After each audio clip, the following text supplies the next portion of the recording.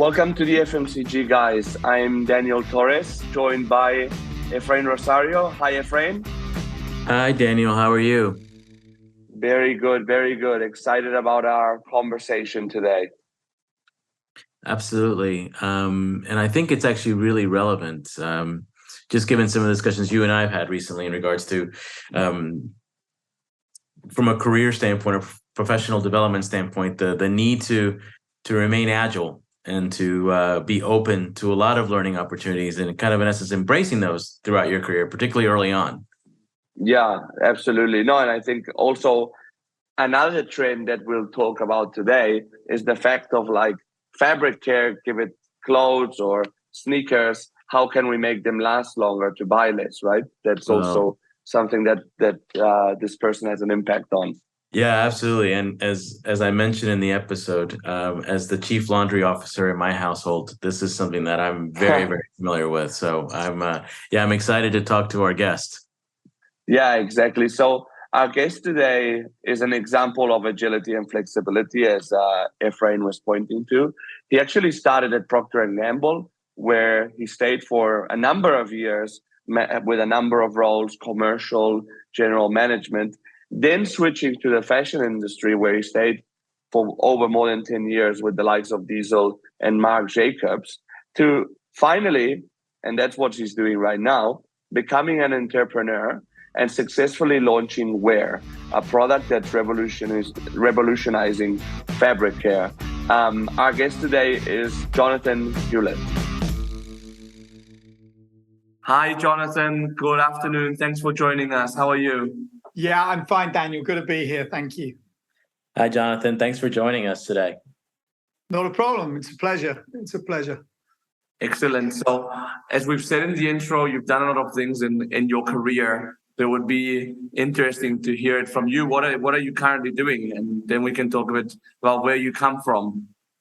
Sure. Well, I mean, my current assignment mission, if you like, is that I'm working in a private equity-backed venture firm, which is quite a unique description for what we do. But our model is actually quite unique. We are a firm that licenses dormant or stranded technology, usually from big FMCG companies, healthcare businesses. And if we see the potential in that technology, we will license it and then put our money into developing it through to a product form.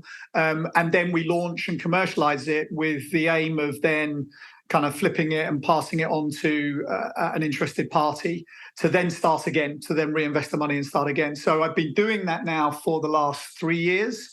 And I've been working across a couple of projects, but the main project that I've been leading is an electrical device called Wear, which I think we'll talk about a little bit later. Let's not get sidetracked into that now, but more to come. Yeah, and from my perspective, it's been pretty exciting, Jonathan, I have to say, because when we started speaking, would have been 2 years ago, the idea was really at the very initial stage. So it's been very exciting to see it from the outside, how it's all come to life. Indeed, yes, of course. I mean, 2 years ago we had nothing. We had we had a few designs and some ambition and a kind of group of kind of partners and contractors that were going to help this thing get off the ground. And 2 years later, there's a big story to tell. So it's been a journey. Yeah, and well, without giving anything away, I just I think I may be somebody in your target audience or your target consumer base based on some of my personal interests, but more on that to come. So Sure. As Daniel referenced, you've got a really interesting background in terms of where you've been in your career prior to your current venture. Can you talk to us a little bit about, in essence, some of the pivots that you made, and specifically when you pivoted from beauty care at P&G and then moved into the world of fashion with Diesel? Absolutely. Yeah, absolutely. I mean, so I joined Procter Gamble straight out of college. I was a graduate trainee 30 years ago this year, which I probably didn't want to say too loudly. And I was recruited into their mainstream beauty business, which at the time carried brands such as Pantene, Oil of Olay, kind of Vicks. There was a healthcare business. There were soaps, Camay, and so on and so forth. And really spent my first 5 years in a very traditional sort of P&G sales development program, and that gave me, if you like, the grounding. It kind of helped me understand, how big companies work. I was in sales, or CBD, customer business development as it became known, and held a number of different sort of internal sales roles with trade marketing, and then indeed customer facing key account roles. And the first pivot, I guess, was at the end of that 5 years. I was approached by a director who I'd worked with very early on in my career, to come and join the fine fragrance division of Procter Gamble. And this was a part of the business that was almost unknown. I mean, it was a tiny part of the business. First of all, it was no more than $200 or $300 million in a company that was at that time worth about globally turnover. Globally it was $200 to $300 million, and it had 3 brands. It had Hugo Boss, which of course everybody will know, Laura Biagiotti, who was an Italian fashion designer, and another German guy called Otto Kern. The latter two have conveniently sort of faded into the background, but Hugo Boss clearly is still a giant of the fashion world. But the offer was to go and create a trade marketing department globally for fine fragrances, still based in the UK, but joining this very, very small and fledgling business. And really it was attractive for a number of reasons, not least of which because I was very attracted by the idea of working on a brand like Hugo Boss. But secondly, within P&G, it was almost unique because it was one of the only parts of P&G where the brand is not owned by P&G. It is a licensed business. True. And that intrigued me, because I saw obviously a lot of experience to be had by having, being in that dynamic, driving a business and driving a brand, but needing to be very collaborative with the ultimate owners of that brand. Yeah, and also such a different trade route to market. Absolutely. The retailers that you work with are very different to what you work with in the core brands. 100%. I mean, obviously, we were going from supermarkets to department stores. We were going from, kind of cash and carries and wholesalers to specialty stores and perfumeries. And I mean, this was, again, I'm going to sound old, but this was before e-commerce had even been a thing. So, yes, it was a very, very different set of channels. And that with it brought, another opportunity to develop. And clearly it was my first European/global role. I mean, up until then, I'd spent 5 years and it had been UK customers, UK base. And suddenly it was, working across channels and geographies that I'd never experienced before. So very, very, a very sort of, pivotal and an exciting move for me at the end of my first 5 years of P&G. Yeah. And then I think you grew up the ranks of P&G through that prestige division, right? Yeah, I mean, I spent another 11 years at Procter & Gamble entirely within fine fragrances. And in that time, I changed functions. So I kind of switched between marketing and sales. I changed geographies. I moved my family to Geneva and then latterly to France as I was sort of made up into a mini general manager in 2004 to go and run the French division of the fragrance business. So a number of different, again, changing geographies, changing functions, and moving up in responsibilities. I gained my first director role in that sort of French move. So a real kind of solid career path, if you like, that took me from entry level manager to director, all working on the same brands of the fine fragrances. Yeah. And from there, from P&G, then you moved from the brand side more to, I guess, what I would consider the retailer side, or I guess Diesel in and of itself is both brand and retailer. But you then entered the world of retail with Diesel, and then later Marc Jacobs. So I have a big question here, which is, and to all our listeners that have a Procter and Gamble background, we all know that the moment of leaving P&G is like such a leap for everybody emotionally. Before we talk about any industry aspect, how was it for you to leave Procter and Gamble after 16 years in the business? Great question, Daniel. And you're right. I mean, everybody I know from P&G, and of course, it's a very strong alumni. You always, you get the story of how was it for you. It was actually very easy. And the reason it was easy was that, first of all, I had come to a natural end of cycle at Procter & Gamble. So I'd been doing the assignment I'd been doing for 4 years. It was time to move on, and the option of what I was then going to go and do was either leave the category and go and do a similar role, but for the mainstream business, or it was to stay in the category but return to Geneva and take up another internal role. But the sheen, the polish, if you like, had certainly sort of started to fade. It was going to be a little bit more of the same, or that was my impression. And coinciding with that moment was a very sort of strong pull back to the UK for personal reasons. My parents weren't getting any younger. My children were approaching kind of critical school age, and the opportunity to move back with P&G to the UK was going to be very limited. Whereas, Diesel came along and offered the chance to step into the driving seat of a fashion brand as opposed to a ringside seat, which is what you always are as a licensee. Yeah. Secondly, to return to the UK, and thirdly, as you mentioned, to actually experience the running of retail.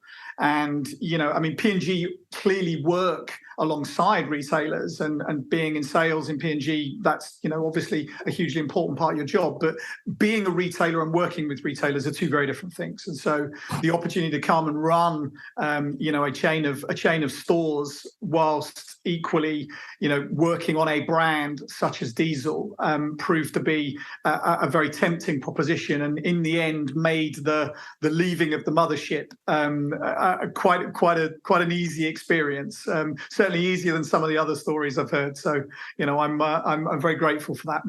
Yeah, well, I mean, like you said, I think it's a bit of there's the positive and, like you said, the not so positive in terms of, like, it's hard to leave, but the foundation that you build at a blue chip company like P&G from a marketing and sales standpoint is just amazing, right? And I'm sure like places like Diesel and other companies, I know for a fact that they strongly value that pedigree. Absolutely, and you take a lot with you, and today, I mean, it's been 14 years since I left P&G, and I still, of course, refer back to the playbook, and they know what good looks like. They know the tools, the techniques, the experience, the grounding, the foundations are all they're set in stone, and they will follow you for the rest of your career, and I'm very grateful for that. And yeah, I mean, it's certainly. Companies like Diesel, I mean, it's no surprise that when I went to Diesel, I went to join another ex-P&G person, Riccardo Bellini, who's now CEO of Chloe, one of the Kering brands, I believe, or is it Richemont? I forget. But no, I mean, he was the first to jump, and then after me, others, a couple of others followed in due course. So yeah, Diesel certainly went after that sort of P&G profile as it wanted to bring more sort of structure and strategy into its business approach. Yeah, I think there's a few of you of that at that time that made that move into fashion. No? A few people went to Pentland Brands, for example, from P&G, I believe. Absolutely, but then, yes. Surprisingly, you stayed for 10 years in Diesel, which, from my understanding, is probably the opposite of the P&G culture. So you go from very structured Midwestern company to yeah, culturally, I think it would be hard to find two more diametrically opposed companies. You're absolutely right. A Midwestern, New York Stock Exchange listed 180-year-old company that operates in the world of FMCG to a crazy privately run fashion brands such as Diesel. But again, there was what I had to offer in terms of what I brought with me was very welcomed, and what I wanted to learn, they were very kind with. So it was a great exchange, and if obviously you've got that two-way exchange, then actually adapting to a very different set of circumstances doesn't have to be that hard, because both sides are still getting a lot out of the equation, and that I like to think was the hallmark of my first couple of years at Diesel. It really helped the transition again. And from Diesel, like I said, you spent some time still in retail with Marc Jacobs, but I'm actually really interested to hear about your next big pivot, which is moving into the world of entrepreneurship and the startup ecosystem. So can you give us a little bit of insight in terms of your thought process in making that jump? Well, again, there's always, in these big pivot moments, there's always an element of career-based decision-making and personal-based decision-making. And Marc Jacobs was a great, it's part of LVMH, it's a great brand. The challenge of what they were trying to do there to rejuvenate the brand was an incredible one. But the reality of being based in New York, but having a large part of your business actually based on the other side of the world in Hong Kong and Japan, meant that on a personal basis, it was very challenging. You move your family to obviously a town a long way from home, and then you spend your whole time not being there. And so from a personal standpoint, it was certainly challenging. But at the point at which I was thinking to myself, is this the right thing? A couple of things happened. The first of that, I was approached by an ex-P&G colleague who was the co-founder of Pilot Light Ventures, and for the specific reason being that Pilot Light started its life as a consultancy firm and then went into the business of licensing and developing and launching technology. And at that point, their pivot, if you like, they went from needing a skill set of advisors and consultants and strategists to operators and doers. And so they were looking for a skill set which I had, and I was definitely looking to come back to the UK, and the thought of actually completely leading a project from early development through to launch and commercialization was another big leap forward in terms of my learning curve. If I'd gone to Diesel to learn retail, then here was an opportunity to go to a company and learn the very initial sort of beginnings of a brand and a product proposition, which was something that had also been missing from my career up to that point, because to all intents and purposes, I'd been someone that had taken the finished product and had then marketed it, launched it, and amplified it in the local market. Here was an opportunity to do it from scratch. So personally, it worked because it got my family base back to the UK. I mean, incidentally, and to be completely honest with you guys, I lost my father at that point as well, and so there was another personal reason for returning to the UK. But in addition to that, the career opportunity to go and do something completely from scratch was really the trigger for the next pivot. Yeah, and the idea of like licensing dormant technologies from big FMCGs. I mean, I've heard it from you, Jonathan, not that many people. So I guess that it was attractive for you as well, no? The whole idea. Yeah, I mean, it's something I'd never ever come up. I'd never heard of anything like this. I mean, I coming from P&G, I knew that the R&D departments, in these big companies spend hundreds of millions of dollars a year on R&D, and a lot of it does not see the light of day. You always kind of had that in your in your awareness, as it were. But the idea that there would be some great ideas, really, really cool ideas, sitting around doing nothing for all sorts of reasons. It's not a strategic priority. It's not a funding priority. It's not the core competence of that business. It doesn't mean to say that they're not great ideas or great technologies. It's simply, there's times when those things just don't fit into, the funnel or the strategic plan that the business is driving at the time. And when you get privileged access to those technologies and you see something that you think, actually we could make something, we could do something really cool with that, then of course that's when it becomes exciting, because then you've got this blank canvas to go and start building something pretty unique. Yeah, and by the way, I love the name Pilot Light for the company. I think it's brilliant. It really describes to a T what you guys are all about. Thank you. I can't claim any ownership for that, Ephraim, but thank you. No. Yeah. But this now brings us to your current venture, which is Where, and I'm really excited to hear more about it in terms of the product and the value proposition around the product, and just giving us a little bit of insight in regards to how you all developed it in terms of working with some of these large FMCGs to be able to license that technology. Okay, so let me tell you a little bit about what the technology is and what Unilever discovered, and then their initial thoughts that formed the basis of what we then did with it. Unilever discovered this technology. It's called hydrodynamic cleaning, and it is as simple as it's a very simple principle, but it's taking water and air in two different streams, micronizing the water and air together at a certain angle of incidence, a certain air pressure, and a certain flow rate of water, and those, the permutations of that triangulation is immense. I mean, there are so many sort of different permutations of that, of those three elements, as it were, but they experimented to find the perfect combination of angle, pressure, and flow that resulted in an effective cleaning action.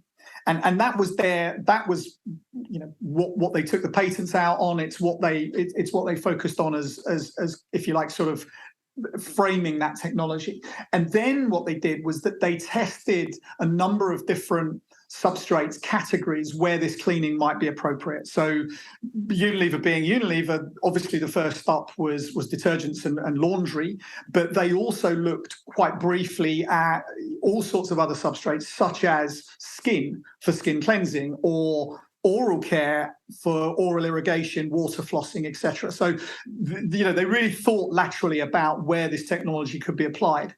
And so when we came along and saw that okay, so we've got this is a cleaning technology, but it could be applied to any number of different situations. We licensed the whole thing. So we licensed from laundry. We took everything. We didn't leave anything. We didn't leave anything on the table, which then gave us the option to say, look, we could do this one first, and then if that works, we could then move on to other categories. But we chose laundry because it had been the most developed, and because we, in our minds, the idea of having an addendum, if you like, to the washing machine, a cleaner that you could spot clean or refresh garments, and therefore avoid using the washing machine all the time, which has all sorts of advantages, not least of which, you're making the clothes last longer. You are not, you're preventing millions and millions of microfibers being released into groundwater every time you wash.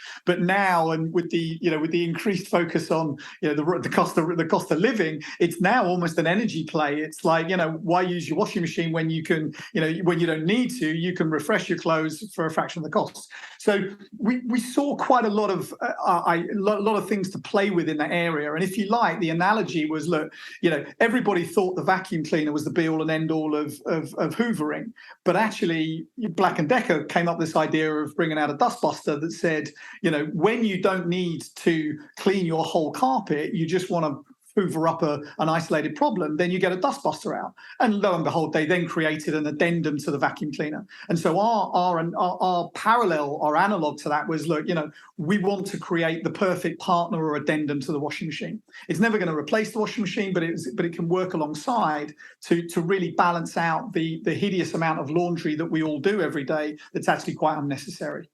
Yeah, well, and this is what I was alluding to before, which is that as let's call it the chief laundry officer in my household. I'm very intrigued by that value proposition, as well as the one that you feature on your website, which is around sneakers, because I'm also a bit of a sneakerhead. So I've spent many a time with a toothbrush and baking soda trying to get out, spots in either my shoes or my daughter's shoes. So I saw that and I said, okay, sold.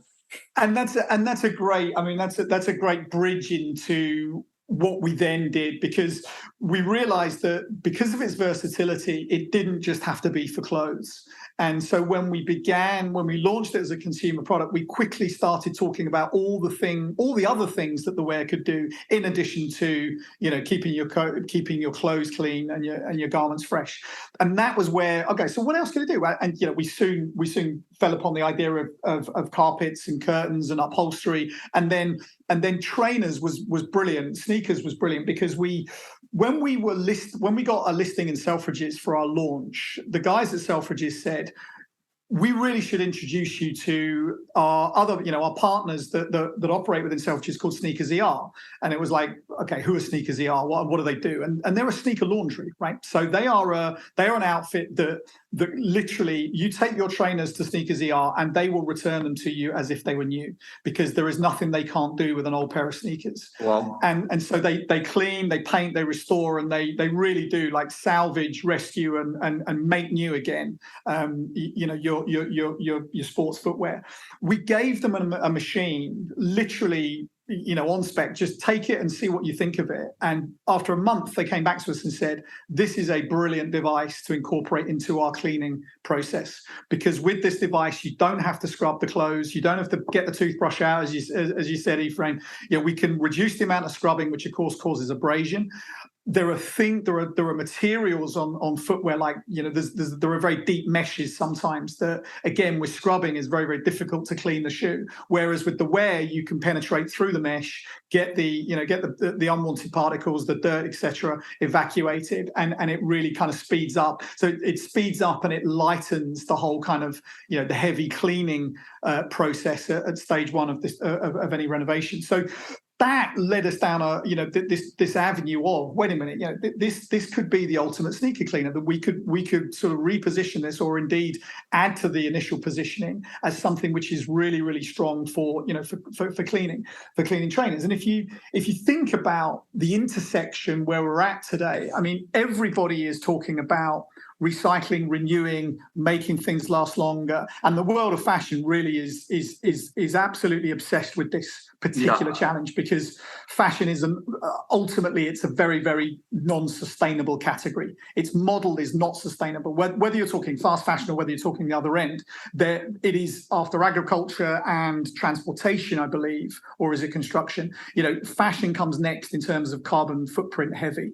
So everybody in fashion is grappling with how do we kind of get better, and so that's one side of the intersection. The other side of the intersection is we are spending a horrendous amount of money on trainers that increases every year. And in fact, last year was the first time globally that we bought more trainers than shoes worldwide. Okay, so not only are we moving into sports footwear as the preferred things to put on our feet, but what we are spending on trainers has no ceiling now. I mean, back in the day when if you spent over £100 on a pair of trainers, that was a big considered purchase. Now, of course, you could put 1, 2, or even 3 more zeros on that, on that initial £100, and you still might not reach, the ceiling of what trainers. I mean, market value versus retail value is a whole nother story that we don't have to go into here. But so lots and lots of money being spent on trainers, more and more expensive trainers out there, and a driving urge to look after those things and make them last longer. And right in the middle of that comes trainer cleaning. And so that's what we're now focusing on. There's two things. The first is we are helping businesses pivot into sneaker cleaning, and the first stop for that was dry cleaners. So in the UK, there are 6,000 dry cleaners, and funnily enough, and it needs no explanation, they're not cleaning quite as many suits as they used to, and they're not cleaning quite as much formal wear as they used to. And funnily, the ones that offer kind of shoe repair and shoe rehealing and stuff, they're not doing a lot of that anymore. So what are they doing? They're looking for new ventures, they're looking for new revenue streams, and lo and behold, helping them, which is what we've now pivoted into, helping them by equipping them with the equipment, the training, the resources to pivot into sneaker cleaning, has allowed them to open up a new and growing revenue stream to replace the ones that have diminished greatly since obviously the pandemic and everything that came after. So that's really where we are today. We've gone from a B2C proposition through to a B2B proposition. And the first stop is sneaker cleaning. And the second stop is working with fashion retailers who use the wear at the back of house to salvage and rescue soiled garments. And this can be either in the physical store when someone tries something on and some makeup gets left or some coffee gets spilled or whatever it is, or indeed in the ever growing, in fact exploding fashion returns end of the business, where everybody today, increasingly buys their clothes online. They will bracket clothes. They'll buy three of the same thing, choose which one fits them best, and then send the other two back. And that's creating a huge hidden cost for retailers, both online and pure play and clicks and mortar retailers themselves, as they grapple with this huge complexity and cost of dealing with returns. And often when a return comes back, it doesn't go straight back into stock because it isn't in a state to do that. And so our device, our technology, and our work with them is helping them to kind of reduce that waste and reduce that horrendous cost. And so that's where we've gone to in terms of a B2B sort of pivot. Yeah, and I imagine too that if I think about, my mind goes to thinking about all the resale marketplaces that have just exploded as well in terms of you buying secondhand clothes. It used to be that the only place to do that was at the flea market, in a not very nicely merchandised sort of way. But now, welcome to online, and all of a sudden that let's say lackluster merchandising goes out the window. But the number one worry is like, well, what's the state of that item going to be when Indeed. I get it? Right? Is that how realistic is that picture? That I see that little pixel photo on the website. Where are you at the app? Absolutely. I mean, picking up on that point, the resale business is the fastest growing part of fashion. When you get retailers like Selfridges coming out and openly stating that within 5 years they expect half of what they sell to be pre-loved, resold. The second time around market. Just think about that. The world's best department store has embraced the fact that in 5 years' time they fully expect the resale market to be as big as the primary market in their business. And what challenges and opportunities that brings to brands and suppliers alike. And you're absolutely right. We have a technology which we believe can really play a pivotal role in that, can help, avoiding the heavy intensive laundry process to ensure that those products, when they are resold, are in the best possible shape and really, play our part in this ever-changing landscape of a more sustainable fashion model. Yeah. How do you see where evolving in the next, I won't say 5 years, because if we look back 2 years, so many things have happened. In the next 2 years, how do you see it evolving, or where would you like the brand to be? I mean, I'd love, we've made great inroads so far on the two B2B avenues that we're pursuing. So fashion retail is great. We've signed up with some fantastic brands. I mean, we've got some real premium retailers out there. I mean, Selfridges are using it. We've got people like Paul Smith and Tommy Hilfiger and Hugo Boss, even Burberry are running trials, and that that's a great testimony to the potential of this proposition. And of course, I'd love to see if we could get Aware into every returns warehouse and every physical store that sells fashion. Then what a business that would be. And so, of course, I'd love to see that flourish. I'd love to see the sneaker cleaning market continue to grow as exponentially as it looks like it's going to, and be the go-to piece of kit that's used in that cleaning process. And I also think that there are other categories that are untapped. I mean, we think about transportation. We think about we're running some tests at the moment with one of the train companies, because they have significant challenges in keeping the train presentation where it should be. The rolling stock is a huge capital cost for them, and keeping the seats and all of the upholstery, etc., within the carriages pristine looking is a huge challenge for them. And they're looking for new ways of doing that. And we're now in test with one of the larger companies to see how Aware could possibly help there. So maybe hospitality, maybe there's a concierge service where you spill some coffee at breakfast and you can immediately get that lifted. You don't have to send it away for a 2-hour or 24-hour cleaning service. There's lots and lots of, and that's lots and lots of different potential opportunities here. And I'd like to think that across the next few months and years, we'll tap into another B2B sector, which where we can add value and which can see the benefit of having Aware in their model. So yeah. And now thinking of all the experiences that you've had and how. Going, as we said, P&G Prestige, Diesel, Marc Jacobs, and now Aware.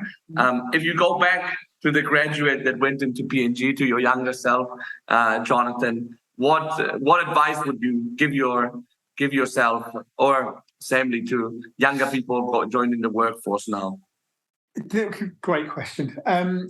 I think if I could write a letter to my 22-year-old self, I would talk about really focus on having your development, your assignments and what you're actually doing and learning in your job. Really focus on building that as much as possible, instead of the usual things such as the title, the salary, the brand, the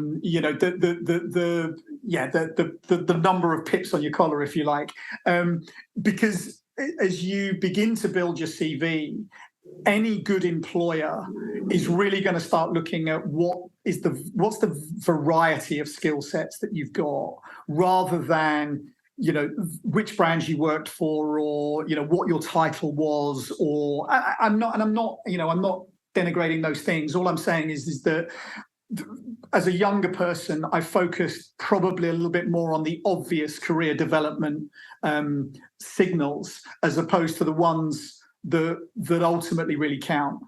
And having that, having that breadth of experience, ensuring that each assignment you do and each kind of work plan that you sign up to each year, as it were, has got that breadth of challenge and learning in it, so that you're becoming a fully rounded manager, not just sort of very, very skilled at one thing, but actually fairly sort of exposed in other areas. I think that's what I do.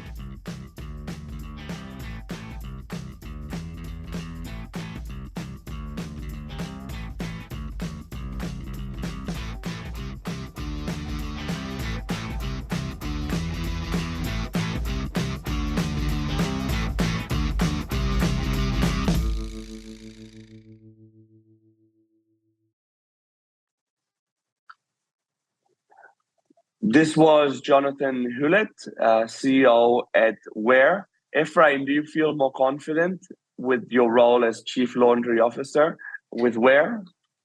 I do, and I'm excited to hopefully get to try out this device, and not just as Chief Laundry Officer, but also as a self-professed sneakerhead. as well. I'm excited.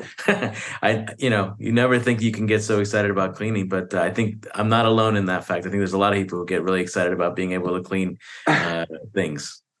Yeah, exactly. I mean, I have a bit of an issue with cleaning sneakers. So Jonathan, please send us a sample so we can clean our sneakers better. Ephraim, what are your takeaways from the conversation? For me, I think it was there's a couple of things. I think one is it's really interesting to hear Jonathan's perspective with regards to I almost think of it almost like as thinking of sustainability in a slightly different way, whereas we typically think about sustainability in terms of repurposing products, consumer products. He actually opened my mind to really thinking about how he's almost like, in essence, adopting a sustainability approach to technologies as well.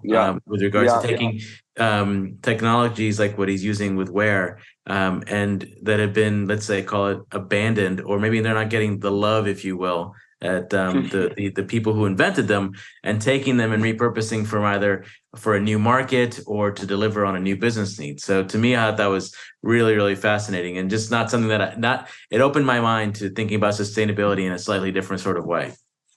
Yeah, no, I think it's super interesting. I mean, I remember when I first heard about what Jonathan was doing, about taking a product that had been shelved by a big corporate for XYZ reason and actually giving it a use and making it a final product. I think that was super interesting.